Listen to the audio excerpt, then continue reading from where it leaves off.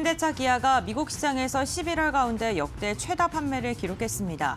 친환경차의 판매도 꾸준히 증가한 것으로 확인됐는데요. 실적이 잘 나오자 통큰 주주 환원 정책도 발표하고 있습니다. 기아는 앞으로 3년간 연평균 매출 성장률과 영업이익률 목표를 모두 10% 이상으로 잡겠다고 발표했는데요. 다만 금속노조의 파업이 예고돼 있어 완성차 기업들의 생산량 차질 우려가 나오고 있습니다. 자동차는 과연 변동성이 큰 증시의 도피처가 될 수 있을까요? 지금부터 알아보시죠. 네, 12월 5일 마켓나우 일부 이슈레더로 본격적으로 들어가 보도록 하겠습니다. 오늘도 두 분의 전문가들 모시고 말씀 나눠보겠습니다. 박정식 파트너, 박유정 파트너 나오셨습니다. 어서 오십시오. 네, 안녕하세요. 자, 이제 비상경제 사태에 따른 일단 충격에서 좀 벗어나서 냉정을 좀 되찾고 다시 시장에 좀 집중해야 될 때가 됐습니다. 그래서 오늘 첫 번째 이슈는 참 반가운 소식입니다. 미국에서 사실 걱정을 많이 했는데 현대차하고 기아가 굉장히 판매가 좋았네요. 네. 뭐 지난 10월부터 좀 긍정적인 이제 판매량을 좀 기록을 하고 있는 상황이고요. 지난 10월에 이미 이제 현대자동차랑 이제 기아차가 미국 판매량이 한 17.4% 정도 10월에 증가가 되었습니다. 전년 동기 대비. 근데 이번 이제 11월 달에도 15%나 증가가 되면서 두 달 연속 두 자릿수 성장을 기록을 하고 있는 상황입니다. 이렇게 좀 이제 호실적을 기록하는 이유가 이제 SUV 그리고 하이브리드카, 이 제네시스 이렇게 수익성이 좀 큰 차종 위주로 판매량이 현재 늘어나고 있고 또 이렇게 이제 판매량이 계속적으로 이제 늘어나고 있다 보니까 올해도 사상 최대 실적을 갈아치울 가능성이 높은 상황이다라고 보시면 좋을 것 같고요. 현대기아차의 지난달 미국 판매량이 이제 15만 4,118대로 집계가 됐고 또 이 제네시스를 포함한 현대차가 한 10% 정도 증가한 8만 411대 그리고 기아차가 20% 정도 늘어난 7만 107대를 미국 시장에서 판매를 하였습니다. 그리고 현대차의 이제 고급 브랜드인 제네시스 판매량이 8,003대였고 이 제네시스가 이제 미국에 2016년에 진출한 이후 월간 최대 판매량을 기록한 상황입니다. 앞으로도 이제 이러한 판매량이 이제 지속적으로 늘어날 수 있는 가능성이 내비쳐지고 있기 때문에 주가의 상승력도 어느 정도 지금 기대가 되고 있는 상황인데 아무래도 이제 우리가 또 이제 우려스러운 점도 일정 부분 존재하겠죠. 일단 뭐 캐나다와 멕시코에 만약에 이제 25%의 관세를 진짜 부과하게 되고 또 보편 관세로 한국에 이제 20% 정도 관세를 부과하게 된다면 S&P 글로벌 보고서에 따르면 영업이익이 한 10%씩 9% 정도 감소할 수 있는 가능성도 존재한다고 합니다. 그래서 이러한 것들도 어느 정도 여러분들이 염두를 해가시면서 접근을 하시면 좋을 걸로 판단을 하고 있습니다. 여기에 또 금속노조 뭐 파업 문제도 좀 있고 하니까 이건 사실은 뭐 기업 외적인 문제에서 그러니까 비상계엄 사태 때문에 그렇긴 한데 어쨌든 이런 부분들도 좀 부담이 되긴 하는데 일단은 지금은 이게 뭐 전면 파업이 아니고요. 부분 파업, 그러니까 어떤 상징적인 측면이 있다 이런 걸 좀 감안하실 필요가 있겠다라고 좀 봐야 되겠습니다. 자, 참 요즘같이 좀 마음마저 엄동설한인 이런 상황에서 굉장히 반가운 소식입니다. 이제 자동차 관련주들 한번 살펴보죠. 고은별 앵커 준비하고 있습니다. 네, 자동차 관련주들 최근 흐름 함께 확인해 보겠습니다. 우선 완성차 기업들 6월에 고점을 기록한 뒤에 지금 긴 조정 구간에 들어가 있는 상황입니다. 특히나 현대차는 외국인의 매도세가 이달 들어서도 이어졌고 지난달에도 꾸준한 매도세가 나왔는데요. 주주 환원 정책에 대한 기대감 그리고 이와 함께 실적에 대한 기대감이 나왔는데 이 실적이 항상 피크아웃이다라는 그런 분석이 나오면서 우려감 속에 실적 대비 주가가 못 가는 모습이 이어지고 있는 상황입니다. 현대차 같은 경우에는 30만 원 근처까지 갔다가 현재 20만 원대까지 주저앉았고요. 기아 같은 경우는 그래도 기관의 수급이 조금 더 받쳐주는 모습입니다. 전거래일에도 0.1%가량의 상승, 시장이 흔들리는 가운데서도 주주 환원 정책에 대한 여러 가지 안을 발표하면서 버텨주는 모습이 확인이 됐고요. 이와 함께 현대모비스 역시나 올해 최초로 인버스터 데이를 개최를 하고 주주 환원 정책과 성장률에 대한 자신감을 내비치기로 했죠. 전일에는 1.6%가량의 주가의 하락세가 나왔고요. 완성차 기업들 가운데서 그리고 또 부품주, 대형주 가운데서도 주가의 조정이 조금 깊게 나오고 있는 상황입니다. 대동기업 같은 경우에는요, 공시가 하나 발표됐습니다. 어제만 보게 된다면 9%가량의 주가의 급락세가 나왔는데 현대차 그룹을 향해서 자동차 감속기에 대한 공급 계약을 체결했다라는 소식이 전해졌고요. 규모도 굉장히 큰 규모가 인 것으로 확인이 됐습니다. HM한도 같은 경우에는 전일 1%가량의 주가의 하락세를 보이면서 마감을 했습니다. 다만 기관이 5거래일째 매수 우위가 집계가 되고 있고요. 외국인도 어제 시장을 이탈하는 가운데에서 HM만도에 대해서는 매수를 선택하면서 개인의 수급 이탈로 인해 주가가 하락한 것으로 확인되고 있습니다.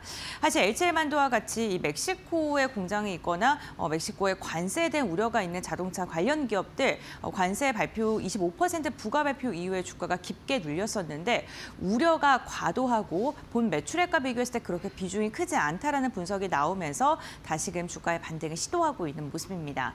다만 자동차 기업들 이 관세에 대한 부담감은 여전히 남아있는 상황입니다. 이러한 가운데 우리는 어떠한 종목을 눈여겨봐야 될까요? 지금부터 알아보시죠.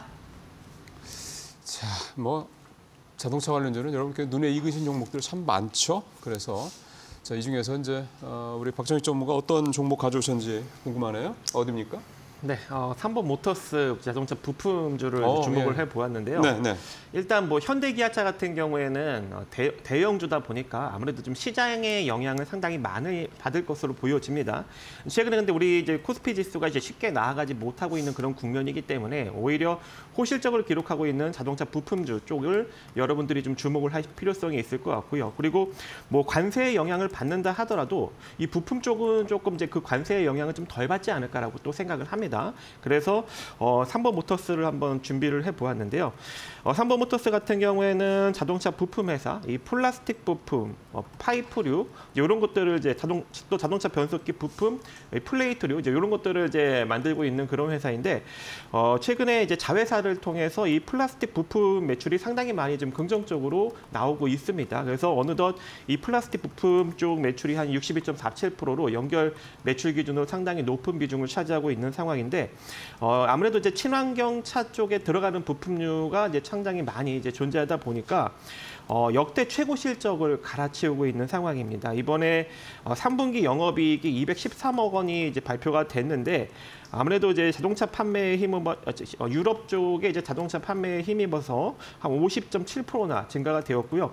3분기 누적으로도 679억의 일단 영업이익을 기록을 했는데 전년 영업이익을 확실히 이제 뛰어넘었습니다. 전년도도 역대 최고치를 한 516억 정도를 기록을 했는데 3분기 누적으로 지금 이게 이제 뛰어넘은 그런 상황이거든요. 거기다가 또 이 이슈가 없으면 쉽게 못 나아가잖아요. 그렇죠. 그런데 정치 테마 쪽하고도 또 엮여 있습니다. 어디예요?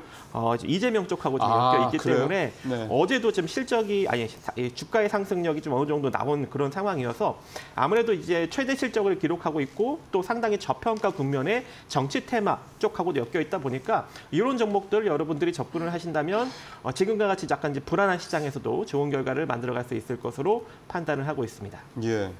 사실은 좀 펀더멘털 외적인 얘기긴 한데 이재명 테마주도 엮여 있다라는 점 오늘 좀 3번 모터스 말씀해 주셔서 들었고 자 우리 곽 파트너님은 어떤 자동차 관련주 말씀하시려고요? 네, 저는 완성차 기업 가지고 왔고요. 어디요?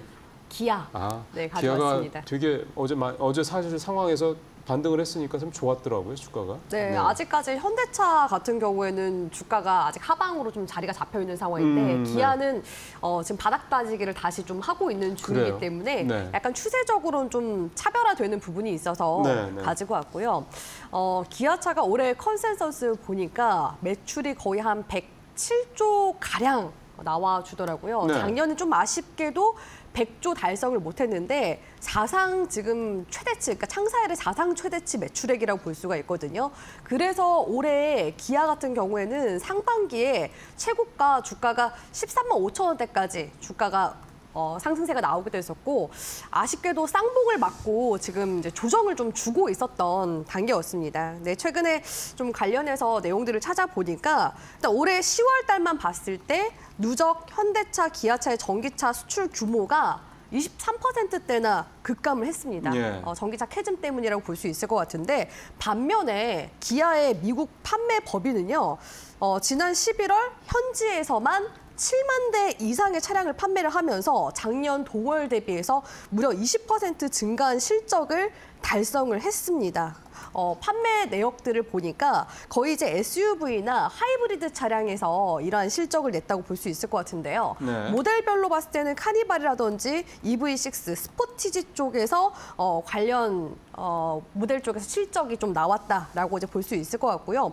아무래도 최근에는 이제 전기차보다 현대차, 기아차 쪽에서 나오는 효자 노릇을 하는 게 하이브리드 차량이다 보니까 기아차 쪽에서는 이제 SUV 쪽을 하이브리드 차량으로 지금 특화를 해서 내세운 또 차량이 니로 하이브리드가 있거든요. 이 니로 하이브리드 같은 경우에도 올해 10달 동안 거의 6만 대 가량 수출이 되면서 가장 높은 해외 판매량을 기록했다고 볼 수 있을 것 같고요. 이미 이제 현기차 쪽에서는 지난 이제 2024 CEO 인베스터 데이에서 향후 이제 10년간 현기차가 계속해서 하이브리드 차량도 확대해 나갈 거고 그리고 기존에는 지금 하이브리드 차량이 7종밖에 되지가 않는데 14종까지 확대해 나갈 거라고 밝혔거든요. 그래서 지금 시점에서 오히려 전기차보다 하이브리드 네. 차량에서 나오는 그렇죠. 매출이 지금 계속해서 효자 노릇을 하고 있기 때문에 많은 분들이 우려하는 게 그 트럼프 2.0 정권에서 전기차 쪽에 그 인센티브 보조금을 없애면은 네. 어떠한 타격이 갈 것인가라고 이야기가 많이 나오고 있잖아요. 사실 네. 배터리나 소재 기업들은 타격을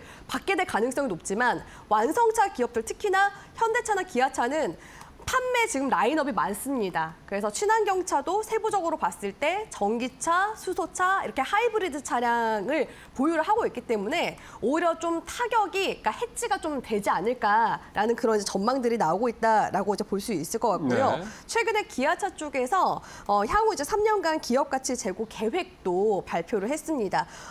자동차 완성차 기업 중에서는 배당도 꽤 잘 주는 편이라 볼 수 있을 것 같은데요. 배당 수익률이 5.71% 정도 나오고요. 최소 주당 배당금은 이제 5,000원 정도로 지금 제시가 되고 있는 그런 상황이기 때문에 앞으로 계속해서 이 기아차의 성장세 우리 시청자분들 좀 주목해 보시면서 중장기 전략을 같이 좀 세워 나가고 싶다 하시는 분들은 이러한 이제 배당에 대한 매력도까지 같이 보시면서 기아차 한번 보셨으면 좋겠습니다.